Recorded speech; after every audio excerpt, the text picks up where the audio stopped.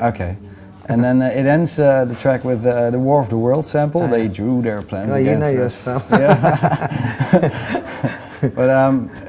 But was there a reason for that? No, I just like the sample, and yeah, I just like that bit of speech. But me and Matt have always felt like they drew their plans against us. Who? The powers that be. All right. I don't know, outside influences that you can't, I think because the thing is, we always feel a bit hard. In England, it's a different kind of mentality how you make music and how it's interviewed and how it's critiqued. It's completely different to how they do it over in Europe and us everywhere.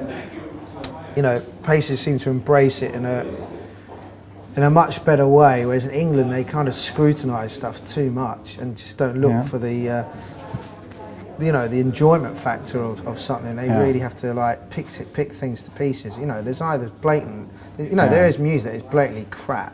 Yeah. There's music that is good and appeal to, but a lot of people just really nitpick at it and And the thing is, I think we've never, as far as freestylers, although we've had big records and high accolade in our scene, we've never been really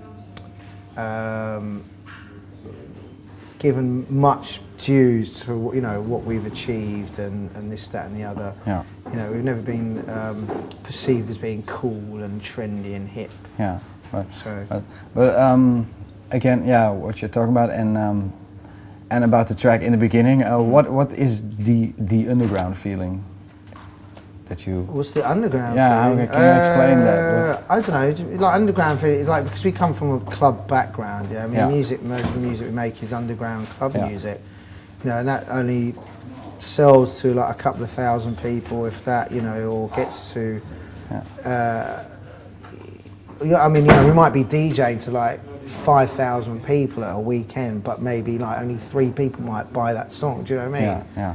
Whereas if you crossover, then 5,000 people would have bought that song. Do you know what I mean? Yeah. So like. No, because I was thinking, like in underground in rock music, that's like I know a story that Nirvana almost felt guilty that they had a hit single, and that they sold. I know, and the thing is, you can't really. At the end of the day, you can make the most underground piece of music in history, but if a lot of people like it, you can't help it because it's appealed to a mass. It's appealed to everyone. Yeah. It's something that's clicked in the music that has triggered all those, people to go and like it. It can just be a bass drum and the most basic music. Yeah. And someone, if it's attracted, an attention. Yeah. The thing is, in England, because we're so, lots of times in the English like national club charts, we've had really weird underground records go top 10 just because they're quirky, or I don't know, just something that would never be in the charts in Europe or Australia. You know what I mean? Because we're so club based. But I know you can't help it if you make something that's good and it's not a bad thing. Like it. No, it's not bad. All right. Something else.